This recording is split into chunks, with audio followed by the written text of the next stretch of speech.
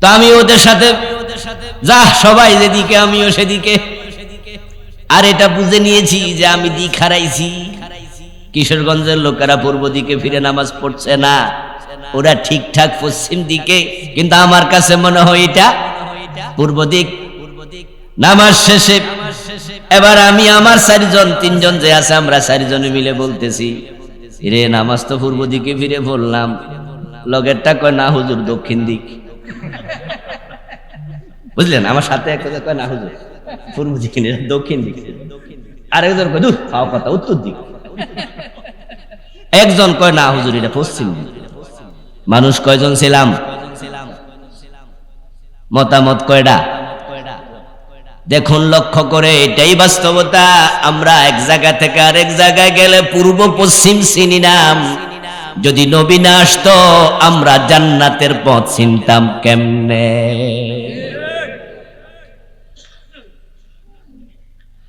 দূরে গেলে এরকম রাস্তা হারায় এমন মানুষ কি আপনাদের মাঝে নাই? দিক হারায় এমন নাই? আচ্ছা, জীবনে দিক হারান নাই এমন কয়জন হেন আছে? হ্যাঁ আছে, যারা এই গ্রামের বাইরে যায় না, মানে মোর জন্মের পরে এই গ্রামে আছে, হেতে দিক হারাইব কেন? আমার দোস্ত, মানুষ এক জায়গা থেকে আরেক জায়গায় গেলে দিক হারায়। সসিনার পীর সাহেব হারায় না? হারায় না।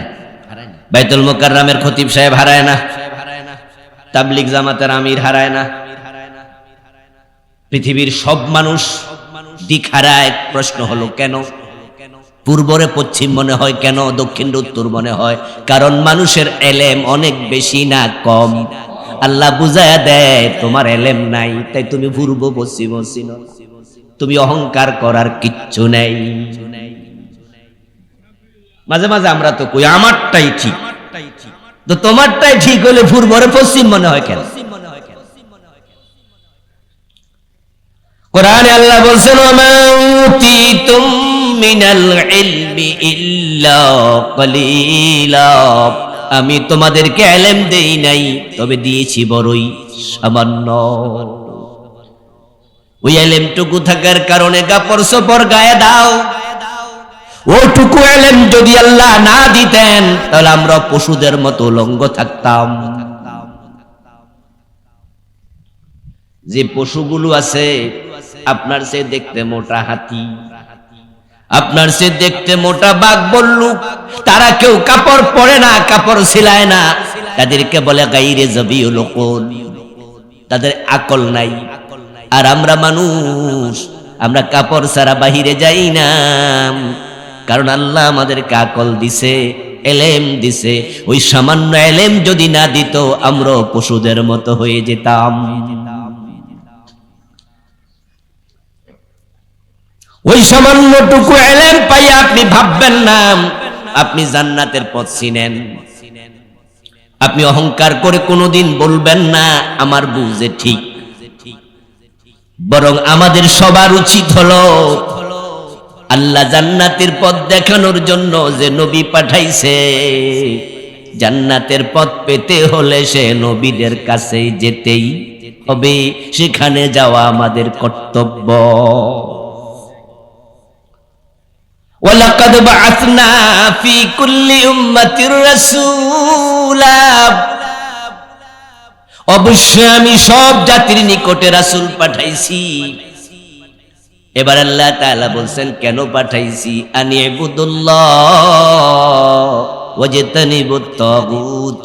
রাসূলদেরকে দায়িত্ব দিয়েছি, তারা মানুষকে একটি দাওয়াত দেবে। ওই দাওয়াতটার দুটি অংশ। প্রথম অংশ হলো তোমরা আল্লাহর ইবাদত করো এবং তাগুতের সাথে সম্পর্ক বিচ্ছিন্ন করো। পৃথিবীর সব মানুষের কাছে যুগে যুগে আল্লাহর অগণিত অসংখ্য নবী রাসূল এসে শুধু একটা দাওয়াত দিয়েছে। আল্লাহ তাআলা বলেন এই দাওয়াতটা দিয়ে আমি সব রাসূল পাঠাইছি। নবী রাসূলের সংখ্যা কত আমরা জানি না। 1,24,000 2,24,000 হাদিস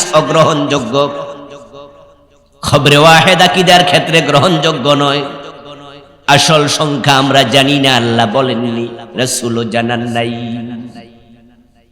কোন সহিহ হাদিস দিয়ে প্রমাণিত নয়, মুতাওয়াতির পর্যায়ের।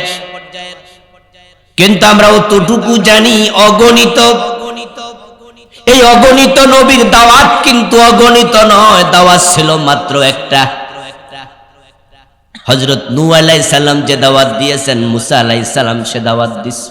মুসা যা বলেছেন ঈসা তা বলেছে, নূহ আলাইহিস সালাম যা বলেছে হুদ তা বলেছে, হুদ যা বলেছে ইব্রাহিম তা বলেছে। এক এক নবী এক এক যুগে এক এক দেশে এক এক ভাষায় এক এক কালে এসেছে, কিন্তু দাওয়াতের মাঝে কোনো ভিন্নতা ছিল। সব নবী একটি দাওয়াত দিয়েছে, দাওয়াত তো একটাই হবে। যিনি পাঠাইছেন তিনি কয়জন? মাশাআল্লাহ, কথা একটু বলিয়েন। পাঠাইছেন কে? নবীদেরকে পাঠাইছে কে? তিনি কয়জন? এবার বলুন তো, যে জান্নাতের পথ দেখাইতে পাঠাইছে, জান্নাতের রাস্তা কয়টা? তো দাওয়াত দুইটা হবে কেন? পাঠাইছে তিনিও একজন, জান্নাতে যাওয়ার রাস্তাও একটা। রাসূলুল্লাহ সাল্লাল্লাহু আলাইহি ওয়াসাল্লাম কোন একদিন হাতের মাঝে একটা কাঠি নিলেন, মাটির মাঝে তিনি আঁকা বাঁকা কিছু আঁক দিলেন, তারপর মাঝখান দিয়া স্ট্রেট সোজা একটা আঁক দিলেন। উপস্থিত সাহাবাদেরকে বললেন, বলতে পারবে কি এই আঁকগুলোর মানে কি? এই যে আমি আঁকাআঁকি করলাম এর ব্যাখ্যা জানো? কালু আল্লাহু ওয়া রাসূলুহু আলাম। উপস্থিত সাহাবারা জবাব দেন, আল্লাহ এবং রাসূলই ভালো জানেন। সাহাবারা আন্দাজে কথা বলতেন না। আমরা তো আন্দাজেও কিছু কইলাই, ঠিক না? আন্দাজে কথা বলা কি ভালো না? ওয়ালা তাকফু মা লাইসা লাকা বিহি ইলম। কোরআনের অর্ডার হলো, যে বিষয় তুমি জানো না সে বিষয়ে তুমি কথা বলো না, চুপ করে থাকো, অথবা বলো আমি জানি না। এখান থেকে আমরাও শিখব, না জেনে কোনো মন্তব্য আমরা করব না, না জানলে চুপ থাকব, অথবা বলে দেবো আমি জানি না, লা আদরি। উপস্থিত সাহাবারা কেউ জানেন না এই আঁকাআঁকির মানে কি। কালু আল্লাহু ওয়া রাসূলুহু আলাম। বরং তারা বললেন, যিনি এঁকেছেন তিনি নবী, তিনি রাসূল, আল্লাহ তাকে পাঠাইছে, আল্লাহ তো সবই জানে। আর যিনি আঁকছেন তিনি জানবেন কেন আঁকলেন, কি আঁকলেন আমরা জানি না। এবার প্রিয় নবীজি সাল্লাল্লাহু আলাইহি ওয়াসাল্লাম বললেন, শোনো, এই যে আঁকা বাঁকা যতগুলা আঁক দেখো সবগুলো জাহান্নামের রাস্তা, আর মাঝখানে সোজা একটা, এটাই হলো আল্লাহর জান্নাতের রাস্তা। এবার একটু আপনারা জবাব দিয়েন, জান্নাতের রাস্তা কয়টা? সবাই একটু দয়া করে বলেন না, কয়টা? বাঁকা না সোজা? সোজা। এটার নাম হচ্ছে সিরাতাল মুস্তাকিম। সিরাত মানে রাস্তা, মুস্তাকিম মানে সোজা। যেটা আপনি প্রতিদিন নামাজে দাঁড়িয়ে বারবার আল্লাহর কাছে চান, ইহদিনাস সিরাতাল মুস্তাকিম, আল্লাহ তুমি আমার এই রাস্তাটা একটু চিনাই দাও, এই রাস্তাটা চিনে। এটা খুব করে দোয়া করবেন, মন থেকে করবেন, কারণ বাংলাদেশের অধিকাংশ মানুষ এই রাস্তা ভুল করেছে, তারা বাঁকা রাস্তায় ঢুকে গেছে। অধিকাংশ, হতে পারে ১০০ মাঝে ৯০-এরও বেশি। এই যে আজকের মাহফিলে আছেন, এখানে অসংখ্য লোক বাঁকা রাস্তায় ঢুকে গেছে, সুদে টাকা লাগাইয়া রাখছে, এমন ২-৪ জন কি আজকের মাহফিলে নাই? আপনি সোজা রাস্তায় নাই। ঘুষ খাচ্ছেন, আপনি সোজা রাস্তায় নাই। ওজনে কম দিচ্ছেন, মালে ভেজাল দিচ্ছেন, মানুষ ঠকাচ্ছেন, আপনি সোজা রাস্তায় নাই। বোনের হক, ভাইয়ের হক জোর কইরা ভোগ করতেছেন, আপনি সোজা রাস্তায় নাই। আপনি কোরআন কায়েমের পক্ষে নাই, আপনি বরং ধর্ম নিরপেক্ষ রাজনীতি করছেন। আল্লাহর কসম, আপনি সোজা রাস্তায় নাই, আপনি বাঁকা রাস্তায় ঢুকে গেছেন।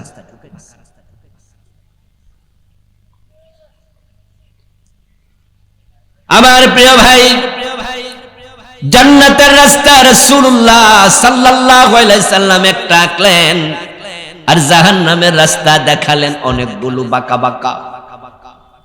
এবার বলুন তো, জাহান্নামে যাওয়ার লোক সংখ্যা কম না বেশি?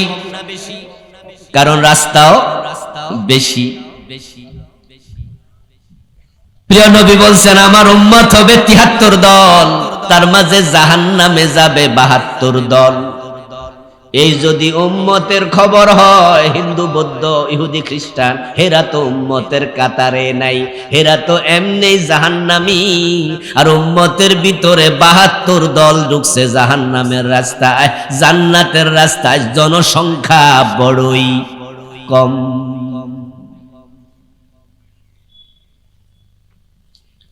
একটি জান্নাতের রাস্তা, নবী অসংখ্য গণিত দাওয়াত ছিল একটা।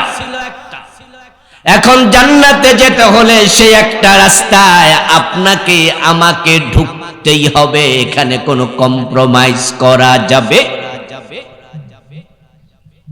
ওই রাস্তায় যারা ঢুকবেন তাদেরকে একটি দাওয়াত মেনে নিতে হবে, যেই দাওয়াতটা আল্লাহর নবীগণ দিয়েছেন। যারা গ্রহণ করেছে তারাই জান্নাতি, ওই দাওয়াত যারা গ্রহণ করে নাই তারা জাহান্নামী। দাওয়াতের দুটি অংশ একসাথে মানতে হবে। বাংলাদেশের লোকেরা দাওয়াত মানে নাই তা নয়, না মানলে তো ৯২% মুসলিম হতো না। আমার দেশে ৮% আছে অমুসলিম। এই ৮% অমুসলিম তো জুমার নামাজে কোনোদিন আসে নাই, ঈদের নামাজের ঈদগাহে যায় নাই। আমাদের মতো তারা কালেমা লা ইলাহা ইল্লাল্লাহর ঘোষণা দেয় না। ওই ৮% অমুসলিম তারা তো জান্নাতের রাস্তার কাছেও আসতে রাজি না। যারা ৯২% নিশ্চয়ই তারা জান্নাতে যাওয়ার মন আছে, চিন্তা আছে, তাই তো তারা জান্নাতের রাস্তায় চলতে চায় বলে কালেমার স্বীকৃতি দেয়। জুমার নামাজেও হাজির হয়, মানুষের জানাজার নামাজে উপস্থিত হয়, ঈদের নামাজ পড়তে যায়। কিন্তু পেছ লাগাইয়া দিছে, ওই জান্নাতে যাওয়ার জন্য যে একটা দাওয়াত গ্রহণ করতে হয় তার দুটা অংশ, তারা দুইটা মানে না, একটা মানতে রাজি আর একটা ছেড়ে দিয়েছে। অথচ দীক্ষা কোন জিনিস আল্লাহ গ্রহণ করেন না। নবীদের দাওয়াত ছিল একটা, আনি ইবুদুল্লাহ ওয়াজিতানিবুত তাগুত, কিন্তু অংশ ছিল দুটা। ওয়াও ওয়াও আনি ইবুদুল্লাহ ওয়া ওয়াজিতানিবু। ওয়া শব্দের বাংলা অর্থ হলো, বলেন দেখি কারা পারেন? ওয়াও শব্দের অর্থ কি? এবং। এখন তো শুনছেন হুজুররা কইছে যারা জানে। আচ্ছা, এবং শব্দের পরে কি শব্দ থাকে না থাকে না? এবং তো তখনই বলে যখন আগে একটা থাকবে পরে একটা থাকবে। যেমন আপনি যদি বলেন যে আমি গিয়েছি এবং, তখন কিন্তু শ্রোতা অপেক্ষা করবে, নিশ্চয়ই কথা কিছু আরো বাকি রইছে। তো আল্লাহর সব নবী দাওয়াত দিল, আনি ইবুদুল্লাহ, আল্লাহর ইবাদত করো, ওয়াজিতানিবুত তাগুত, এবং। এই যে এবং এর পরে কি আছে, বাংলাদেশের অনেক লোক আর শুনতে চায় না। তারা কয় কোরআন শরীফে আছে আল্লাহ মানুষকে ইবাদতের জন্য বানাইছে, তো আমি তো ইবাদত করতেছি, তাই তারা নামাজও পড়ে, সুদেও টাকা লাগায়। ইবাদত তো করতেছি, রোজা রাখি, নামাজ পড়ি, গোশ খাইলে কি হইছে? আল্লাহ রহমান, আল্লাহ রাহিম, এগুলো আল্লাহ মাফ করে দিবে, এই আশায় তারা বসে আছে। তারা ইসলামকে দুভাগে ভাগ করেছে, সুবিধা মতো মানে, অসুবিধা হলে ছাড়ে। আমার দোস্ত, বাংলাদেশে যে নোটগুলো বর্তমানে বাজারে চলমান, সবচেয়ে দামি নোট যেটা, এটা কত টাকার নোট? ১,০০০ টাকার নোট। আপনি পাকন দিয়া বাজার যাবেন, বাড়ির পাশে বাজার, মাগরিবের পরে আপনার ওয়াইফ বলল যে ঘরে একটা মোমবাতি কিনা দরকার, হঠাৎ বিদ্যুৎ চলে যায়, কেরোসিন নাই, একটা মোমবাতি নিয়ে আসেন তো যান। 10 টাকা দামের মোমবাতি কেনার জন্য বাজারে রওনা দিলেন। ডয়ার খুলে ক্যাশ খুলে দেখেন যে 1000 টাকার একটা নোট আছে মানি ব্যাগে, ডয়ারে টা নাই। মনে মনে ভাবলেন এই টাকা নিয়ে যদি বাজারে যাই, পকেট থেকে হারিয়ে যায়, আমি বুড়া মানুষ, পকেট মাইর যদি নিয়ে যায় অথবা রাস্তায় হারাইয়া যায় তাহলে তো 1000 টাকা লস হয়ে গেল। কিন্তু বাংতি নাই, টাকা ছাড়া বাজারে গেলে মোমবাতিও পাবো না। এখন কি করি? এত বড় ঝুঁকি নেয়া কি ঠিক হবে? এইটা ভাইবা 1000 টাকার নোটের মাঝখান দিয়া ছিঁড়া লাইলেন। অর্ধেকটা ডয়ারে রাইখা তালা লাগাইয়া মনে মনে ভাবলেন যদি এটা হারায় 500 তো থাকলো। এ বুদ্ধি কইরা বাজারে গেছেন, যাইয়া দোকানদাররে বলে যে ভাতিজা এটা মোমবাতি দাও 10 টাকা, আর 490 টাকা আমারে ফিরাই দাও। দিবে? দিবে?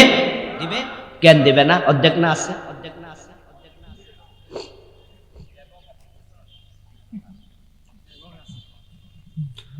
ফজরের নামাজ ফরজ কয় রাকাত? কথা বলেন, কয় রাকাত? 1 রাকাত সূরা ইয়াসিন দিয়া পড়লেন 15 মিনিট লাগাইয়া। দ্বিতীয় রাকাত না পড়ে সালাম ফিরে বাড়ি চলে গেলেন, সওয়াব পাইছেন 50%। ঠিক না? কতটুকু? কেন 1 রাকাত না পড়ছিলেন?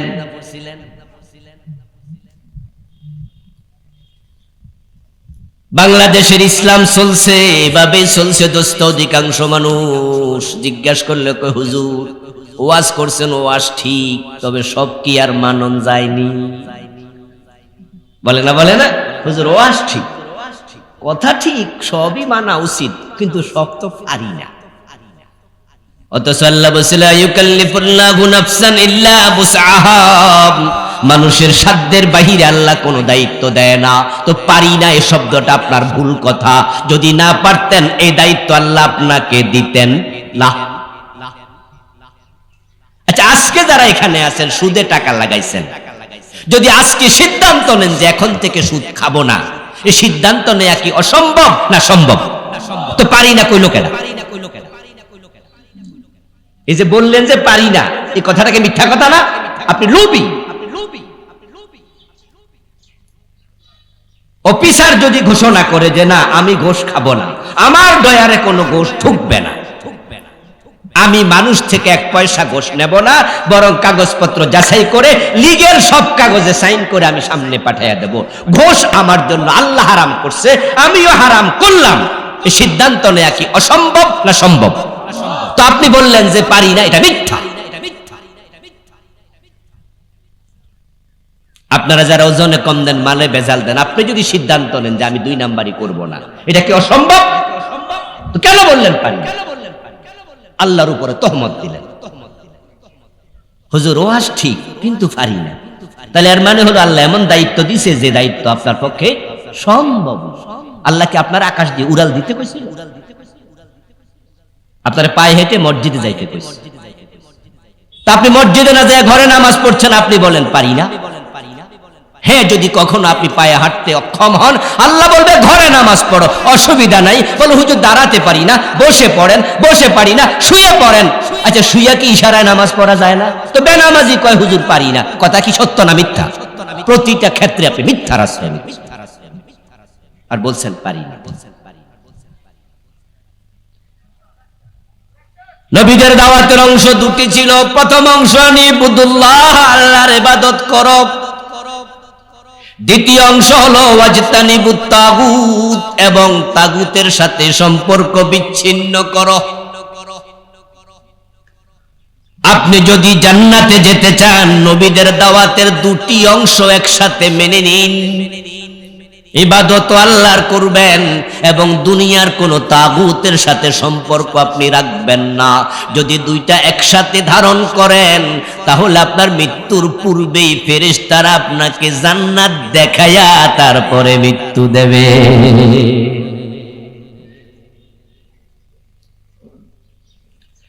الذين تتوفاهم الملائكة طيبين يقولون سلام عليكم ادخلوا الجنة بما كنتم تعملون যারা পবিত্র আত্মা ভালো মানুষ আল্লাহ কোরআনে বলেন তাদেরকে সালাম দেওয়ার জন্য মৃত্যুর পূর্বে আমি ফেরেশতা পাঠায়া দেই। ওই ফেরেশতারা তার কাস্তার ফিয়রের পাশে বসে তাকে আমার জান্নাত দেখায়া তারপরে মৃত্যু দেবে। উদখুলুল জান্নাহ আই উদখুল হাযিহিল জান্নাহ। ফেরেশতারা আপনাকে বলবে ও আল্লাহর বান্দা বিমা কুনতুম তা'মালুন, তুমি যে দুনিয়ায় নবী যা বলছে সেটা মানছো, আমল করছো, তোমার আমল ভালো ছিল, এই তো তোমার জান্নাত। উদখুল উদখুল। তুমি তো গরিব মানুষ ছিলা, রিকশাওয়ালা, ঠেলাওয়ালা, দিনমজুর, চাষা, জেলে, কামার, কুমার, তুমি ভিআইপি ছিলে না।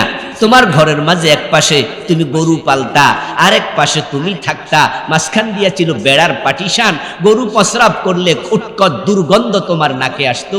তুমি তো উত্তম সুগন্ধি কিনার টাকা ছিল না, তবে তুমি হারাম খাও নাই, চুরি ডাকাতি করো নাই, কষ্ট করছো। এই জন্য আল্লাহ আজকে তোমাকে জান্নাতের আতর পাঠাইছে, আমরা তোমার নাকের ডগায় সেটা ছিটাইয়া দিলাম। মাহুম হানুতুম মিন হানুতিল জান্নাহ।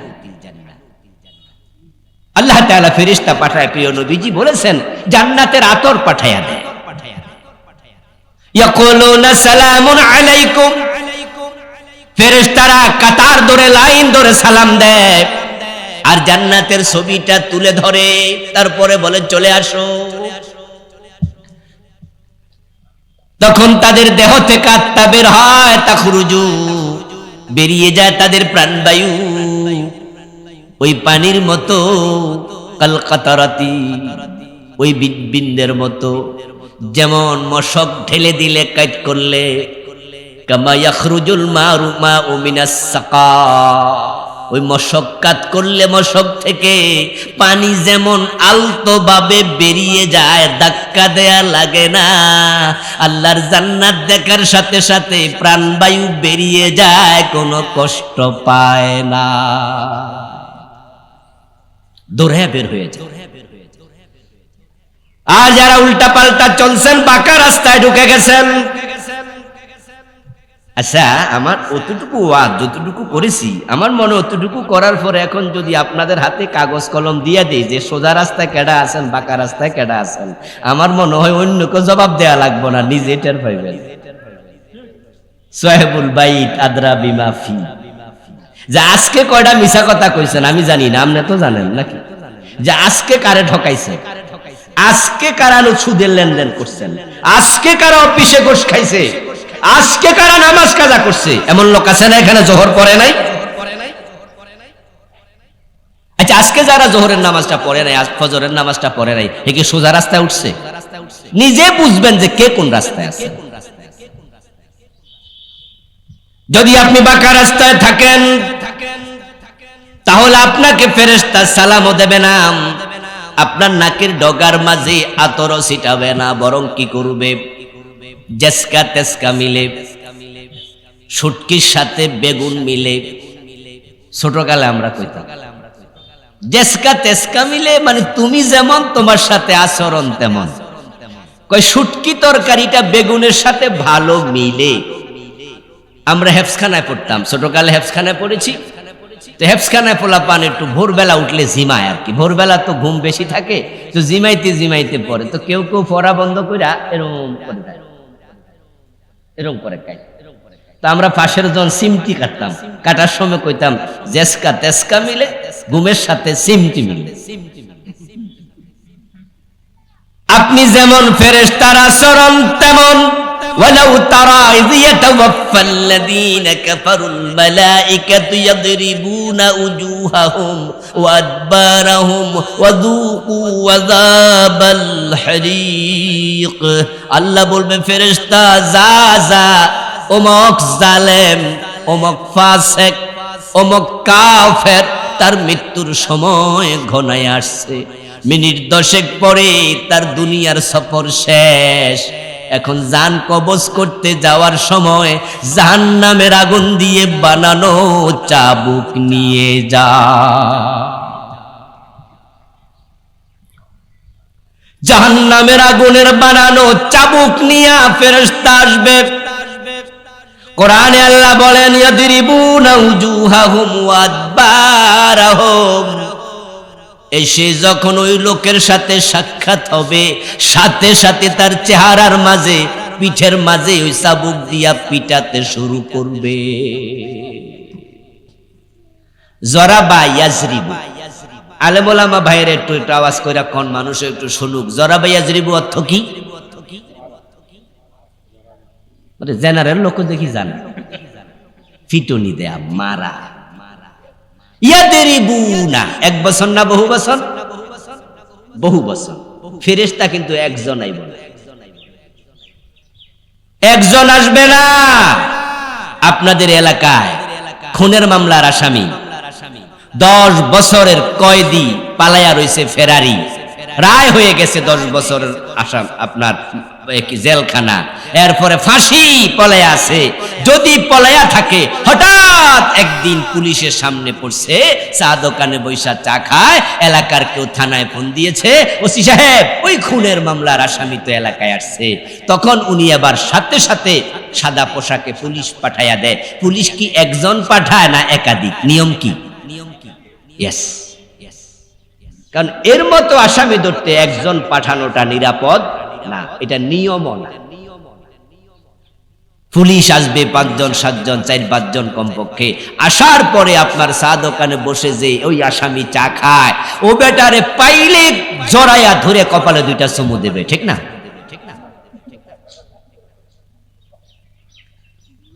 আহা, মজা লাগছে তো? সুদের টাকা খাচ্ছেন, খাইতে থাকেন। মজা লাগছে? ঘোষের টাকা খাচ্ছেন, খাতে থাকেন। ফজরের নামাজ না পড়ে ঘুমিয়ে আছেন, খুব মজা, কম্বলের তলে মজা নেন। ফেরেশতার সাক্ষাৎ হবে, সাথে সাথে চেহারার মাঝে পিঠের মাঝে চাবুক দিয়ে পিটাতে। কোরআনের আয়াতের উপরে বিশ্বাস আছে তো? কোরআনের আয়াত শোনাচ্ছি। এই যে শুরু হয়ে গেল, আপনার জীবনে আর শান্তি নাই, আর শান্তি নাই। কবর আরো জঘন্য, আপনার জন্য হাসরের মাঠ আরো জঘন্য, আপনার জন্য ফুলসেরাত আরো জঘন্য, আপনার জন্য জাহান্নাম আরো জঘন্য। আপনার সুখ এখানে শেষ। আর যারা আছেন যে না, আল্লাহ তাআলা আমার কম দিছে, আমি কমেই খুশি, আমি যদি কুড়ে ঘরে থাকতে হয় তো কুড়ে ঘরে থাকলাম, মাটির ঘর বানায়া থাকে, এমন লোক আছে না? একসময় তো অ্যাভেলেবেল মাটির ঘর ছিল রে ভাই, মাটির ঘরে থাকলাম, টিনের ঘরে থাকলাম, সাইকেলে চালালাম, শুটকি তরকারি দিয়ে খেলাম। আমি আল্লাহর জান্নাত চাই। আপনার এই 50 বছর 60 বছর কেটে যাবে, আপনার দুঃখ যেদিন শেষ সেদিন থেকে ফেরেশতার সালাম শুরু, এমন নেয়ামত শুরু, এই নেয়ামত আর কোনোদিন শেষ হবে না। ফেরেশতারা আপনার রূহটাকে সালাম দিয়া কবজ করে জান্নাতি রেশমি কাপড়ে ঢুকাইয়া চুমু দিতে দিতে আদর করতে করতে ইল্লিনে নিয়ে যাবে। তারপরে আপনি কবরে যাবেন, ওই রূহটাকে কবরে পাঠিয়ে দেবে। 3টা প্রশ্নের উত্তর দেওয়ার পরে আল্লাহ বলবে, কবর আর মাটির ঘর যেন না থাকে, এটাকে জান্নাত বানিয়ে দাও। জান্নাতের বিছানা হবে, জান্নাতের পোশাক হবে, কবরকে প্রশস্ত করে দেয়া হবে, জান্নাতের সাথে দরজা খুলে দেয়া হবে। ফেরেশতা বলবে নাম কান্নাউমাতিল আরুস, দুনিয়াতে অনেক জেগে আসিলা, অনেক কষ্ট করছো, ফজরের টাইমে জামাতে নামাজ যারা পড়ে, যেমন আজকেও জামাতে নামাজ পড়ছেন ফজর, এমন আছে না অনেকে? আলহামদুলিল্লাহ, আমরা পড়েছি আলহামদুলিল্লাহ। মাহফিল থেকে আসতে আসতে রাতের 2:30টা বেজে যায়, 3টা বেজে যায়, 4টা বেজে যায়। 4টা বাজলে ঘড়ির দিকে তাকাইয়া দেখি যে আরে ফজরের জামাতের টাইম তো হয় নাই। আউয়াল ওয়াক্তে পড়লেও তো পড়তে পারতাম। নিজের সন্তানদেরকে ডেকে, পরিবারকে ডেকে, মসজিদের জামাত এখনো 30 মিনিট দেরি আছে, আমার তো ঘুমানোর টাইম নাই, ওদেরকে নিয়ে জামাতে পড়ি। আলহামদুলিল্লাহ, একা পড়ি না। 1 ঘন্টা ঘুমায়া হলে আবার উঠি, আল্লাহর কসম, একা নয়।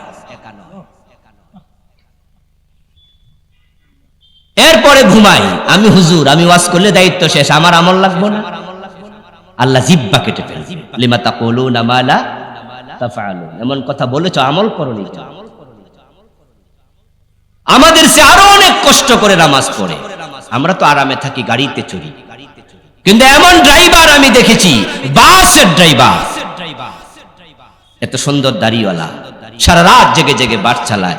সেও আবার জামাতে দেখি রাস্তার পাশে গাড়ি দাঁড় করাইয়া বাস বলতেছে আমি আসলাম গাড়িতে চড়ে, ড্রাইভার গাড়ি চালাচ্ছে, চট্টগ্রাম থেকে আসছি, হ্যাঁ স্লিপিং বাস, ঘুমায়া ঘুমায়া আসতেছি। কিন্তু ড্রাইভার তো ঘুমায় না, তার চোখ সজাগ। ড্রাইভিং যারা করে, কষ্ট কাকে বলে তারা বোঝে। ব্রেন কাজ করে, চোখ কাজ করে, হাত কাজ করে, পা কাজ করে। হাত উল্টা পাল্টা করলে গাড়ি খেতে চলে যায়, পা দেরি করলে আরেকটার সাথে গুতা লেগে যাবে, চোখ প্যাঁচ লাগাইলে অ্যাক্সিডেন্ট, ব্রেন কাজ না করলে অ্যাক্সিডেন্ট। একসাথে সব কাজ করে। দেখি গাড়ি রাস্তার পাশে দাঁড় করে, ড্রাইভার বলতেছে এই যারা যারা নামাজ পড়বেন নামেন। মনটা জুড়ে গেল যে ড্রাইভার তো আমার থেকে আরো বেশি পরিশ্রমী, কিন্তু নামাজ কাজা করে না।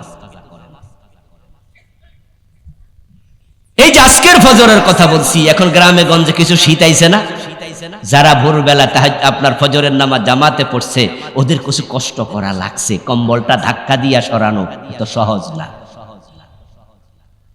ফেরেশতা আপনাকে বলবে নাম কানাউমাতিল আরুস, দুলা যেমন বাসর ঘরে ঘুমায়।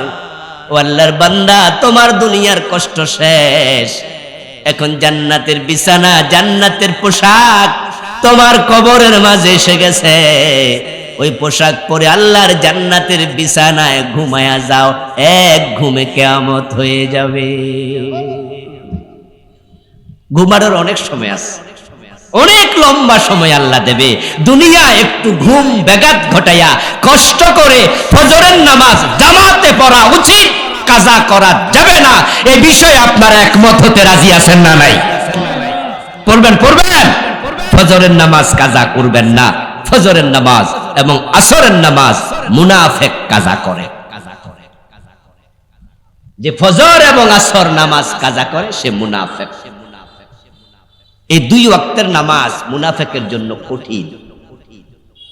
আর যারা ফজরের নামাজ তরক করে না, কাজা করে না, তারা মুমিন। আনিবুদুল্লাহ, আল্লাহর ইবাদত করো, প্রথম অংশ। এখন ইবাদত কি?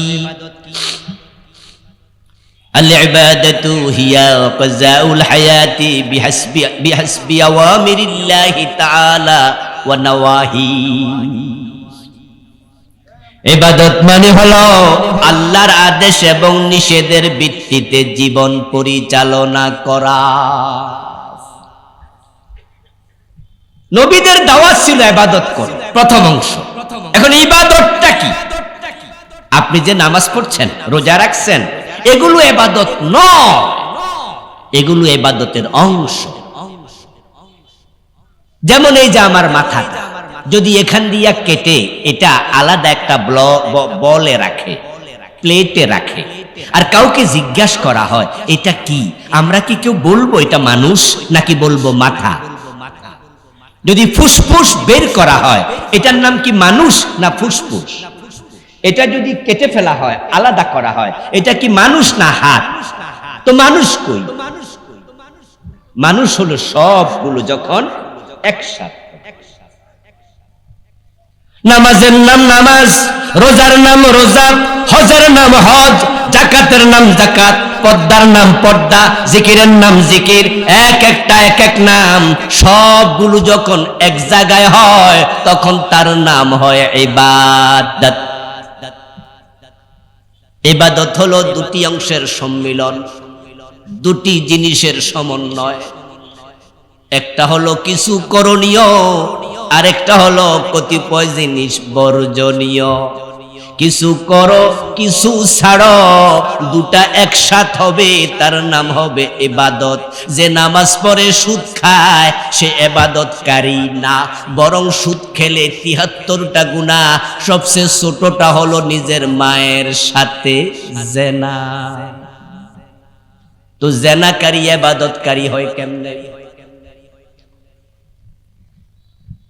আমার বন্ধু বলুন তো, যদি আপনার সাথে এক ব্যক্তি আজকের আসরের নামাজে দাঁড়াইলো, নামাজটাও পড়লো সুন্দর করে, আপনি দেখলেন কত দারুণ করে রুকু দিল, সেজদা দিল, ঠিক ইমামের সাথে সব কিছু পরিপালন করলো, নামাজ শেষে আপনি তারে জিজ্ঞাসা করলেন, ভাইজান মসজিদের সামনে কল তো নষ্ট, আমি তো বাড়ি থেকে ওযু কইরা আইছি, আপনিও তো আমার সাথে নামাজটা পড়লেন, কষ্ট কইরা ওযুটা কোথায় করছেন?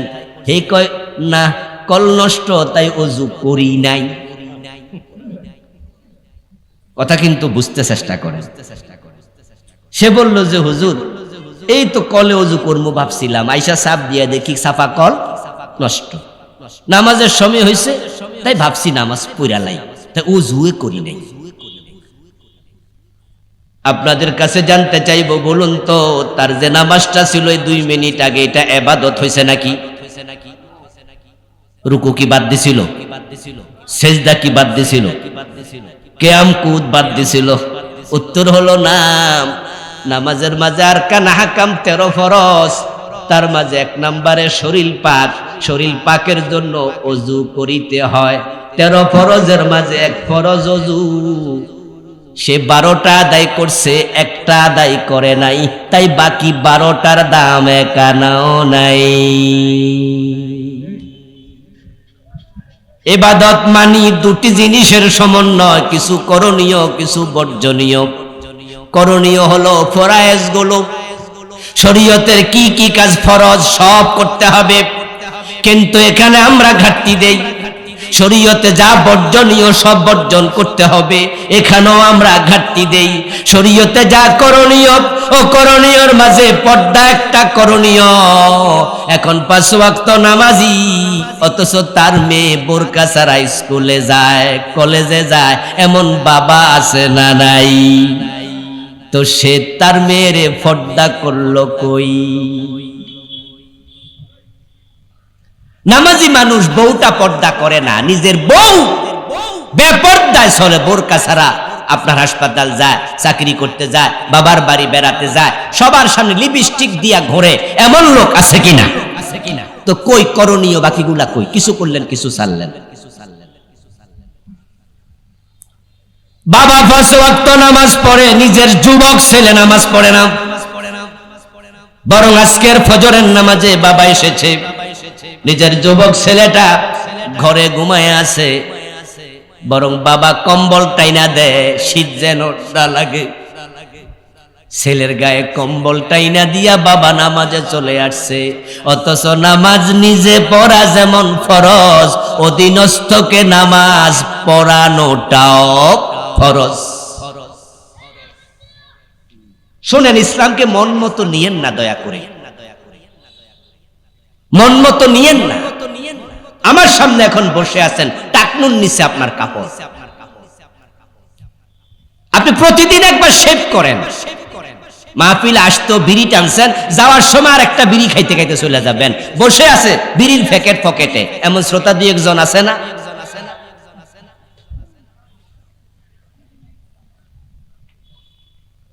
وَأَمُرْ أَهْلَكَ بِالصَّلَاةِ وَاسْتَبِرْ عَلَيْهَا। কুরআন মাজিদে আল্লাহ বলেন, ও নবী নিজে নামাজ পড়ুন, নিজের অধীনস্থ পরিবার পরিজনকে নামাজ পড়তে আদেশ করুন। আমার ঘরে বেনামাজি থাকে কেমনে? আমার ইনকাম খাবে, আমার মেয়ে বোরকা ছাড়া স্কুলে যায় কেমনে, কলেজে যায় কেমনে? আমার ছেলে কেন ইসলাম মানবে না? হাশরের ময়দানে ছেলের মামলায় আসামি হবে বাবা, বউয়ের মামলায় আসামি হবে স্বামী।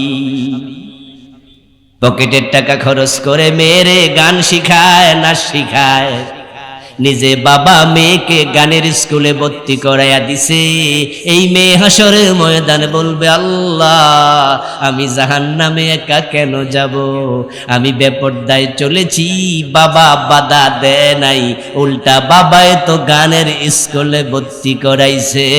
আমার বাবারে ডাকো, নাজআলহুমা তাহতা আকদামিনা লিয়াকুনা মিনাল আসফালিন। বাবারে আজকে পায়ের তলায় রেখে জাহান্নামে যেতে চাই। স্ত্রী একই মামলা দেবে, আল্লাহ আমার স্বামী আমাকে বোরকা পড়তে বলে নাই, বাধ্য করে নাই। এজন্য শরীয়তের যে করণীয় গুলো আছে এগুলো শিখবেন। একদিনের ওয়াজে তো সব শিখা যাবে না, নিজ দায়িত্বে শিখবেন ফরজ গুলো, ওয়াজিব গুলো। যেখানে ঠেকে যাবেন ওখানে তওবা করবেন। আমি আবুল কালাম আজাদ ইসলামের সব বিধান 100% আমিও মানতে পারি না, মানি না, হয়ে যায় নিজে মানুষ, চোখের খেয়ানত হয়ে যায়, মুখের খেয়ানত হয়ে যায়, পরে বুঝিয়ে কাজটা করা আমার ঠিক হয়নি। তখন কি করি? তখনই বলি রব্বানা যালামনা আনফুসানা আল্লাহুম্মা আনতা রাব্বি লা ইলাহা ইল্লা আনতা খালাকতানি আনা আবদু আস্তাগফিরুল্লাহ আস্তাগফিরুল্লাহ। আল্লাহ ভুল হয়ে গেছে, আদমকে তুমি বলেছিলে এই গাছের কাছে যেও না, কিন্তু বাবা আদম তো চলেই গেল, আমি তো সেই আদমেরই সন্তান, তুমি বলেছিলে এটা করা উচিত নয়, আমি করে ফেলেছি, আল্লাহ আমারে মাফ করে দাও। ঠিক আপনি আমি একই চিন্তায় আগাতে চাই যে সব মানিতেই হবে, যেখানে পারবো না সেখানে তাওবা করতে দেরি করব না। রাসূল বলছে আলা কুল্লুকুম খাত্তাউ খায়রুল খাত্তাইন আত-তাওয়াবুন। ও আল্লাহর বান্দারা, তোমরা সবাই গুনাহ করবে, তোমরা গুনাহগার, তবে তোমাদের মাঝে আল্লাহ তাকে সবচেয়ে বেশি ভালোবাসে যে গুনাহ করলে তাওবা করে। ওয়াজতানিবুত তাগুত, তাগুতের সাথে সম্পর্ক রাখা যাবে না, সেটা আবার কি জিনিস? এটাই তো বাংলাদেশের সবচেয়ে ঝামেলার অংশ, যেটা ওয়াজ নসিহত কম হয়। তাগুত হলো সেই শক্তি, যেই শক্তি আল্লাহর জমিনে আল্লাহর দিন কায়েম করার পক্ষে না, বরং দিনের উল্টা আইন বানায়। তারা দিন মানে না, আমাদেরকেও মানতে দেয় না, এমন শক্তির পক্ষে থাকা যাবে না। চোর ধরে হাত কাটো, আল্লাহর দ্বীনের মাঝে বিধানটা আছে কিনা? এ কোরআনের মাঝে আছে? এ 53 বছরে এই আইনের পক্ষে এ দেশের রাজনীতিবিদরা আসে নাই। 71-এ দেশ স্বাধীন হলো, 72-তে সংবিধান লিখা হলো। সংবিধান প্রণয়ন কমিটির প্রধান ছিলেন ডক্টর কামাল হোসাইন। ডক্টর কামাল যখন এই সংবিধান লিখে তার কমিটির লোকদেরকে নিয়ে চোর ধরে হাত কাটার বিধান ইসলামে আছে, এটা কি ডক্টর কামাল জানতেন না? উনি এটা সংবিধানে ঢুকান নাই, ঢুকালেন ব্রিটিশদের রেখে যাওয়া আইন, চোর ধরে জেলে দাও। আমার দেশের 53টি বছর যারা দেশ চালাচ্ছেন, মদ পান করলে 80 বেদ দিতে হয়, ইসলামে এই আইন আছে। আমাদের নেতারা কি এটা জানেন না? তারা আইন বানালেন যে না, গরিবের ছেলে মদ খেলে তাকে জেলে দিতে হবে, আর যারা ধনীর ছেলে তারা যদি হোটেল শেরাটনে গিয়ে খায় তাহলে জেল নাই, কোনো অসুবিধাও নাই।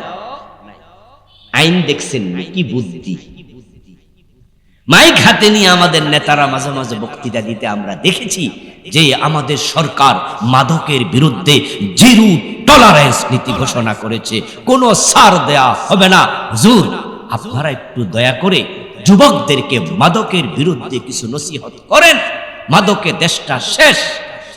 আমি মুস্কি মুস্কি হাসি। নেতা, আপনার ভাষণ শুনে মনে হয় মাদকের বিরুদ্ধে আপনার অবস্থান কত স্ট্রং, কত শক্ত, অথচ মাদকের বিরুদ্ধে আপনারা যে অধিদপ্তর বানাইছেন, সরকারি অফিস বানাইছেন, ওইটার নাম দিছেন মাদক নিয়ন্ত্রণ অধিদপ্তর। দিতে পারতেন মাদক নির্মূল অধিদপ্তর। কি নাম দিছে? নির্মূল না নিয়ন্ত্রণ? যারা জানেন তারা বলেন। আমাদের দেশে মাদকের বিরুদ্ধে যেটা আছে ওটা কি নির্মূল না নিয়ন্ত্রণ? আচ্ছা, নিয়ন্ত্রণ শব্দের অর্থ কি? বাদ দেয়া। হ্যাঁ, বুদ্ধি দেখেন। এই ড্রাইভার, 80-তে গাড়ি চালাও কেন? 90-তে চালাচ্ছ কেন? নিয়ন্ত্রণে চালাও। এর মানে বন্ধ করে খারাইতাও। এর মানে আমি বুঝাইছি 60-70-এ চালাও, 50-এ চালাও। উনারা দিলেন মাদক নিয়ন্ত্রণ অধিদপ্তর, এর মানে হচ্ছে কিছু কিছু খাও। মাইক হাতে নিয়ে বলছে আমরা সিরিয়াস, অপিল বানাইলো নিয়ন্ত্রণ। এর মানে হলো হোটেল শেরাটনে, হোটেল সোনারগাঁতে, হোটেল রেডিসনে মদ খাওয়ার জন্য লাইসেন্স দিয়ে বসে আছে, ওপেন দেবালোকে মদ বিক্রি করছে, বারের মাঝে মদ খেয়ে নাচছে, সাথে নর্তকী সহ। কারা তারা? এই নেতারা, নেতাদের সঙ্গপাঙ্গরা। যারা ধনী তারা বড় চালাক, তারা মদ খাওয়ার রাস্তা খুলে দিয়েছে। অধিকাংশ নেতা, সবাই না, কিছু ভালো আছে, অল্প। আমার বন্ধু, এখন যদি আপনার বাড়িতে চোর ঢোকে আর আপনি এটা আনান আপনাদের চেয়ারম্যানের অফিসে, চেয়ারম্যান সাহেব যদি চোরটা ধরে হাত কেটে দেয়, চেয়ারম্যান গিরি থাকবনি। সাথে সাথে আমাদের ৭১ টেলিভিশন হাজির হয়ে যাবে। প্রথম আলো পত্রিকার সাংবাদিক, কি নাম এটা? প্রথম আলো। প্রথম আলো নয়। এই দেশে যত যন্ত্রণা, ষড়যন্ত্র, প্রত্যেকটার পিছনে প্রথম আলো, ডেইলি স্টারের হাত আছে। জঘন্য জনকণ্ঠ, ওরা ধরে এসে যাবে, রিপোর্ট করে দেবে চেয়ারম্যান চোর ধরে হাত কেটেছে, তার বিরুদ্ধে রাষ্ট্রদ্রোহ মামলা হয়ে যাবে। থানায় নেবেন, ওসি যদি হাত কেটে দেয় ওসির চাকরি চলে যাবে। আদালতে দেবেন, হাকিম যদি অর্ডার দেয় হাত কেটে দাও, হাকিমের চাকরি চলে যাবে। অথচ আল্লাহর কোরআনে আছে চোর ধরে হাত কাটো, চাকরি কেন যায়? কারণ আমাদের দেশের সংবিধান যারা লিখেছে তারা এটা লেখে নাই, বলবে সংবিধান বিরোধী আদালতের আইন, সংবিধান বিরোধী ওসির ভূমিকা, সংবিধান বিরোধী চেয়ারম্যানের ভূমিকা, তা রাষ্ট্রদ্রোহ মামলা দেও। এতে বোঝা যায় কিছু লোক আছে আল্লাহর আইন মানে না, আমাদেরকেও মানতে দেয় না, ওরাই হলো তাগুত। এখন বাংলার এই জমিনে আল্লাহর আইন প্রতিষ্ঠার জন্য আপনার ভূমিকা কি? তাগুতের সাথে সম্পর্ক যদি ছিন্ন করেন, তাহলে কোরআনের আইনের পক্ষে আপনাকে কাজ করতেই হবে। আকিমুস সালাত, এই আয়াত যেমন কোরআনে আছে, আকিমুদ্দিন এই আয়াত কোরআনেই আছে। নামাজ কায়েম করো। তাই আলহামদুলিল্লাহ আমরা সবাই কম বেশি নামাজ পড়ি, নামাজের প্রতি আগ্রহী, কিন্তু আকিমুদ্দিন, দিন কায়েম করো, এ বিষয়ে অনেক মানুষ একবারে বেখবর। কিছু ধরলেন, কিছু মানলেন, কিছু মানলেন না, কিছু ধরলেন, কিছু ধরলেন না। কান খুলে শুনুন, সুবিধাবাদ জিন্দাবাদে মোমেন হওয়া যায় না। আমরা নামাজিরা, আমরা ইসলামপন্থীরা, যারা খারাপ মানুষ তাদেরকে বাদ দিয়া যদি এই দেশের তাবলীগ জামাত, এই দেশের পীরের মুরিদেরা, এই দেশের নামাজিরা, আলেম ওলামারা, আমরা কোরআন প্রেমিকেরা একমত হয়ে যাই, আল্লাহর এই জমিনে তার দিন কায়েম করতে 6 মাসের বেশি লাগবে না। এবার একটি সুযোগ এসেছে। আপনারা ইতোমধ্যে শুনেছেন নতুন সংবিধান প্রণয়নের জন্য অলরেডি প্রস্তাবনাও এসেছে। সরকার কমিটি বানাচ্ছে, অলরেডি পরামর্শ নেওয়া শুরু করেছে। 53 বছর যে সংবিধানে চলছে, এই সংবিধান দেশটাকে শান্তি দিতে পারে নাই, বৈষম্য মুক্ত সমাজ দিতে পারেনি, বরং এই সংবিধানকে দোহাই দিয়া জালেমরা এতটা জুলুম করেছে, দেশটাকে তারা তলাবিহীন ঝুড়িতে পরিণত করেছে। তাদের বাড়ির পিয়ন 400 কোটি টাকার মালিক পড়ে গেছে, আর আমরা সাধারণ মানুষ 13 টাকা 14 টাকা দিয়ে একটা ডিম কিনে খাওয়ালাম। 70 টাকা সবজির কেজি, আমাদের সব টাকা তারা চুরি করে ফেলেছে। শুধু এস আলম কোম্পানি ইসলামী ব্যাংকের 18টি শাখা থেকে 80,000 কোটি টাকা পাচার করেছে। তাহলে ব্যাংক তো আছে আরাফা, এক্সিম, SIBL, আরো কত, তারা 8 থেকে 10টা ব্যাংক তাদের অধীনে। এস আলম গ্রুপ এই যে 80,000 কোটি টাকা মাত্র 18টি শাখা থেকে পাচার করলো, আপনি কি ভাবেন এতে কি উপরওয়ালাদের হাত নাই? ওদের অনুমতি নাই? বরং ওরা ভাগ বাটোয়ারা করে খাইছে। এই জন্য এখন আওয়াজ উঠেছে যে সংবিধান দরকার নাই, এটা চেঞ্জ করো। আমরা আপনাদের কাছে আহ্বান রাখতে চাই, আল্লাহর কোরআন যদি সংবিধান হয়ে যায় এ দেশে শান্তি আসতে বেশি দিন লাগবে না। আল্লাহর কোরআনকে সংবিধান হিসাবে এই দেশে প্রতিষ্ঠিত করার আন্দোলন শুরু করা দরকার আছে না নাই? আছে। আসলে হযরত ওমর কোরআন দিয়ে অর্ধ দুনিয়া চালাইছে, দেখিয়েছেন শান্তি কাকে বলে। রাসূলুল্লাহ সাল্লাল্লাহু আলাইহি ওয়াসাল্লাম মদিনা রাষ্ট্রটি 10 বছর আল্লাহর কোরআন দিয়ে চালাইছে, শান্তি এসে গেছে, খায়রুল কুরুনি কারনি হয়ে গেছে। এজন্য আসুন আমরা আল্লাহ তাআলার দেয়া এই কোরআনকে আমাদের জীবনে মেনে নেই, করণীয় গুলো আমরা করি, বর্জনীয় গুলো বর্জন করি, আল্লাহর নবীদের আহ্বানের সাথে একাত্ম হই, সবাই দলে দলে আল্লাহর জান্নাতে যাওয়ার সুযোগ আল্লাহ করে দেয়, সে কাজে এগিয়ে যাই। আল্লাহ তৌফিক দান করুন বলি আমি।